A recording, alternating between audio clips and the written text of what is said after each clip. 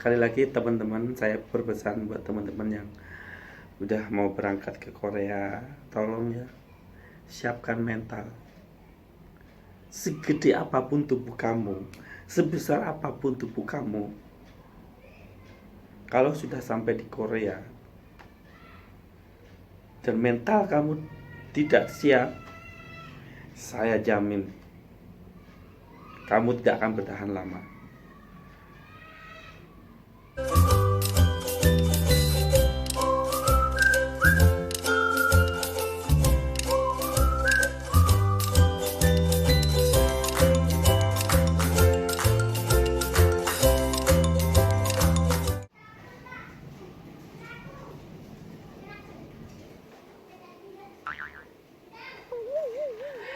Halo guys, jumpa lagi di vlog saya, Hadi Sunyanto.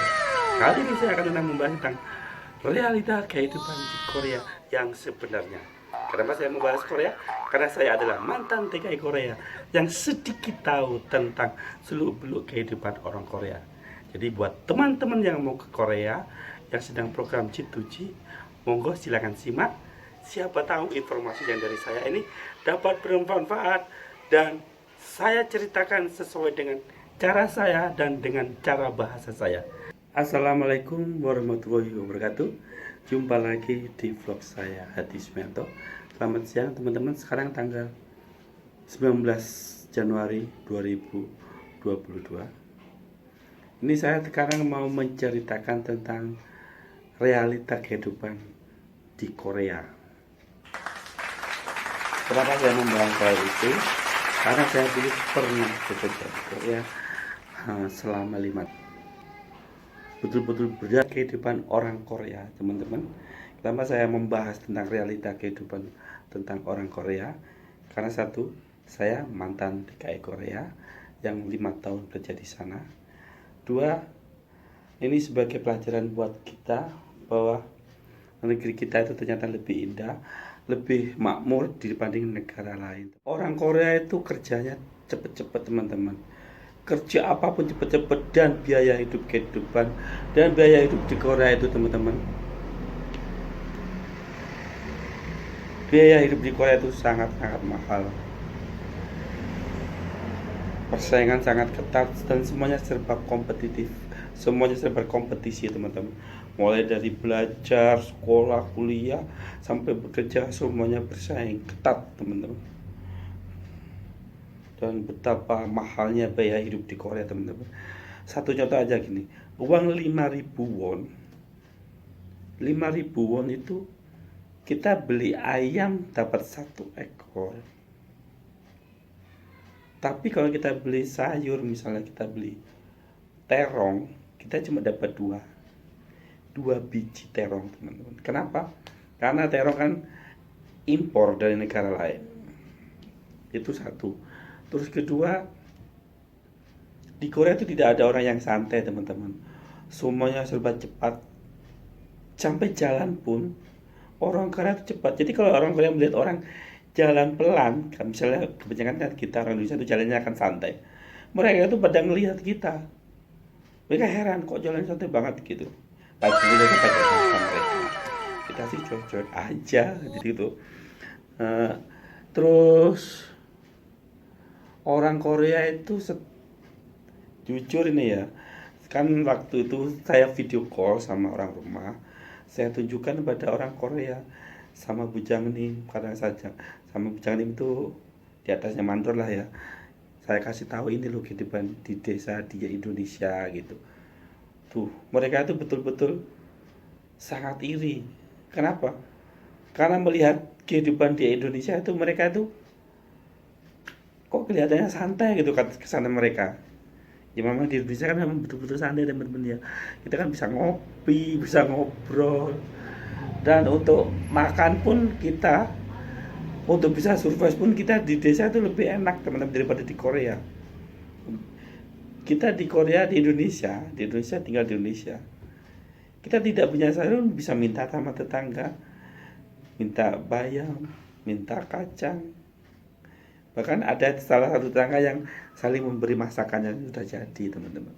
Tapi kalau di Korea, wah, nggak sempat di Korea teman-teman. Kehidupan di Korea itu betul-betul keras teman-teman. Dan kebanyakan orang Korea itu tinggalnya di apartemen. Apartemen itu pun terbagi menjadi beberapa kasta. Jadi tergantung kemampuan orangnya masing-masing. Jadi ada yang apartemen yang murah, sedang, mahal banget gitu. Dan kebanyakan orang Korea itu untuk pergi kemana-mana itu naik kendaraan umum teman-teman, naik taksi atau naik bus. Tapi kebanyakan mereka naik bus. Kenapa? Karena kendaraan di sana itu begitu murah dan begitu banyak pilihan teman-teman. Misalnya kita mau ke arah utara gini, cerah gitu. Itu pilihannya banyak. Ada taksi, ada bus, dan jalan ke sana ke arah utara itu banyak. Ada yang di bawah tanah, di atas, bahkan yang di atas. Jadi untuk satu tujuan aja ada 3-4 jalan arah sana.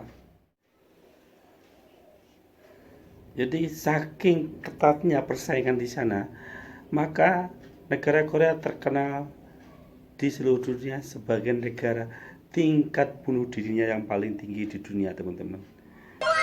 Bisa Anda bayangkan teman-teman,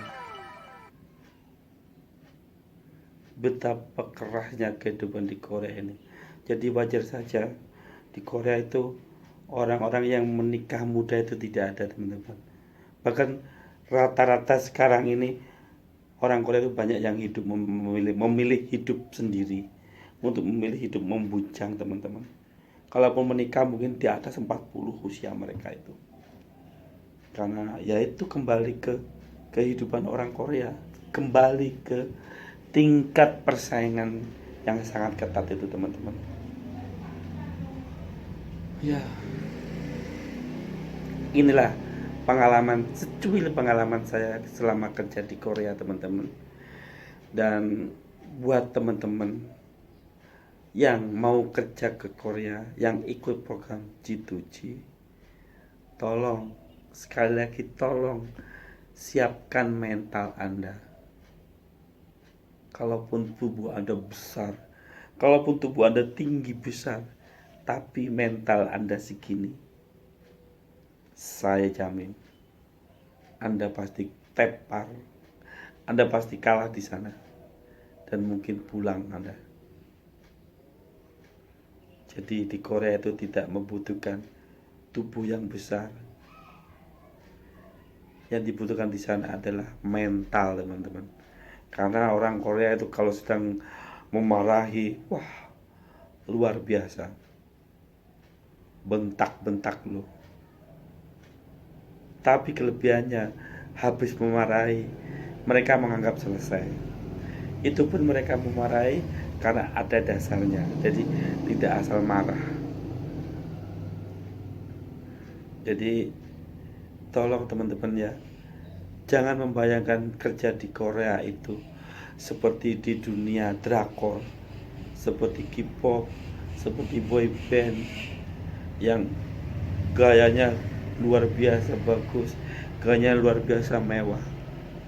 Padahal kenyataannya di sana berbanding berbalik teman-teman.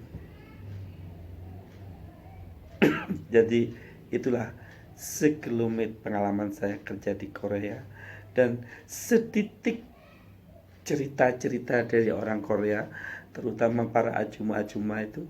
Mereka tuh senang melihat saya cerita tentang Indonesia. Mereka tuh senang melihat video-video tentang Indonesia. Mereka sepertinya itu ingin sekali ke sana, ingin sekali menjadi warga negara Indonesia. Jadi bersyukurlah teman-teman bila Anda menjadi warga negara Indonesia yang gemah limpah roh jinawe, yang kanan kirinya apapun yang ditanam bisa tumbuh. Saya juga sering punya pengalaman lucu teman-teman. Kalau waktu itu kita jalan-jalan, kan jalan santai di mall itu, di jalan mau menyeberangkan kita jalan santai. Orang Korea tuh ngeliatin kita. Nah, pikir dia itu Korea kok jalannya lemot banget gitu. Dan di Korea itu serba pali-pali, serba cepat-cepat teman-teman. Jadi gimana ya? Tingkat kehidupannya keras, Dan biaya-biaya hidup di sana itu luar biasa sangat mahal teman-teman. Maka dari itu Korea itu terkenal salah satu negara yang tingkat bunuh dirinya itu terbesar di dunia karena persaingan tersebut teman-teman. Jadi untuk menjadi boyband pun seperti yang kayak BTS itu banyak sekali sana boyband yang bermunculan. Tapi ya itu boyband di sana itu pertama ya dia tidak digaji, tidak mendapatkan gaji meskipun sudah mendapatkan label. Baru setelah viral di YouTube di mana dan sampai meledak, baru mereka dapat gaji. Kalau sebelumnya mereka nol, tidak dapat gaji sama sekali. Jadi kalau saya cerita-cerita waktu kerja sama orang Korea itu, saya tunjukin video di rumah, ini rumah saya gini-gini, mereka iri teman-teman, mereka iri dengan kita. Kok enak ya orang Indonesia, santai, bisa ngopi-ngopi di warung sampai ala kadarnya, sampai berjam-jam. Kalau di Korea kan nggak ada. Jadi gimana ya, kadang-kadang saya juga merasa kasihan sama orang Korea itu. Sampai nenek-nenek tuh masih bekerja teman-teman, masih mencari itu kardus itu. Terus banyak tunawisma itu, atau apalagi mau memasuki di Bandara Seoul itu, ya Allah, banyak banget tunawisma di sana. Karena di sana persaingan hidup tuh betul-betul ketat, biaya hidup juga tinggi teman-teman. Jadi siapa yang kalah, ya dia yang tersingkir. Siapa yang tidak uang, ya dia yang terbuang gitu. Jadi buat teman-teman yang mau ke Korea, jangan bayangkan Korea itu indah.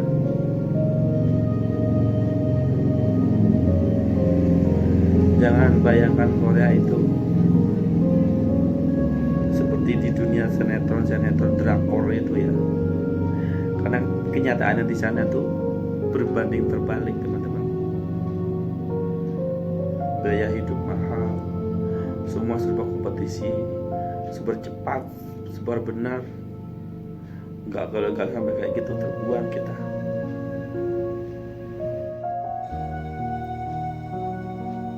Ya begitulah kehidupan di Korea teman-teman. Kadang saya juga merasa bersyukur karena kondisi di Korea meskipun serba canggih, serba modern, rakyatnya seperti robot, kerja cepat gitu, bahkan namanya lebih robot karena 24 jam mereka kerja. Korea itu jadi kota yang tidak pernah tidur teman-teman. Pagi, siang, malam full kerja. Ada yang kerja malam, ada yang kerja siang. Karena di Korea itu jarang orang yang mempunyai rumah pribadi, yang mempunyai kendaraan pribadi. Semuanya pakai kendaraan umum, rata-rata pakai kendaraan umum. Dan banyak teman-teman, banyak pilihannya itu.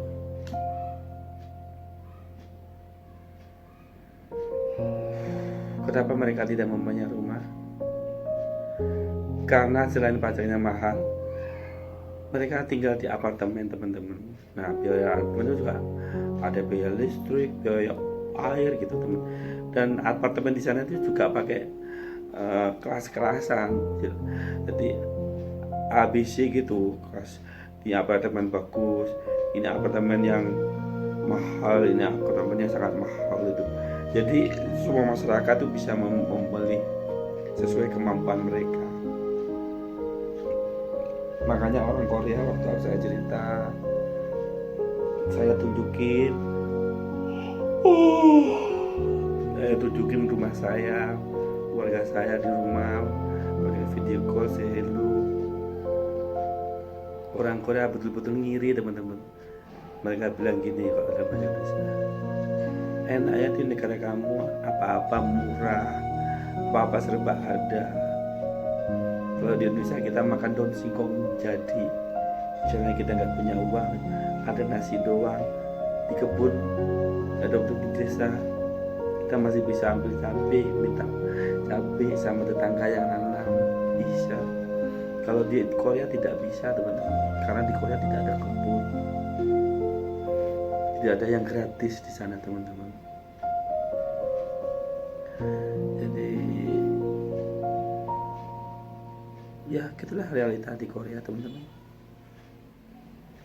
Saran saya buat teman-teman yang mau belajar dan berangkat ke Korea, tolong siapkan mental, siapkan semuanya, terutama tenaga dan fisik teman-teman. Karena di Korea itu kerjanya keras, melebihi robot.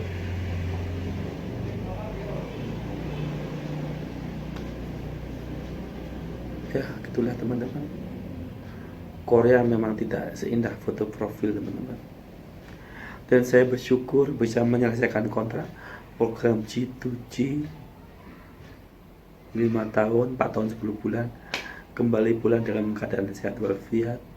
Karena banyak kisah sedih, kisah tragis para TKI yang pulang nyawa, tinggal membawa nama doang. Teman saya aja ada 5 yang meninggal karena kecelakaan kerja dan sesuatu hal.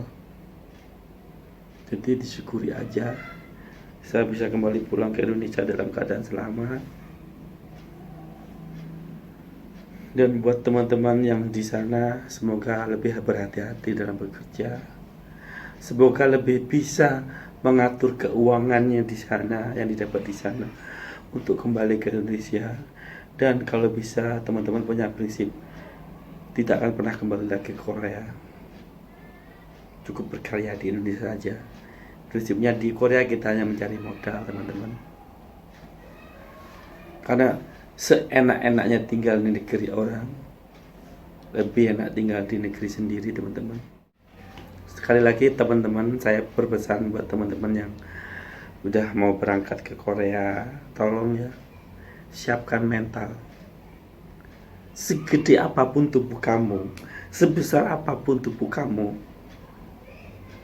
kalau sudah sampai di Korea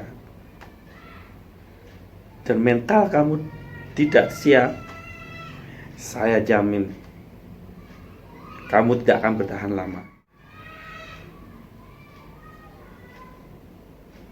Jadi sekali lagi buat teman-teman ya. Oke teman-teman, cukup sampai di sini percakapan kita tentang realita kehidupan di Korea teman-teman ya. Adapun kurang lebihnya saya mohon maaf.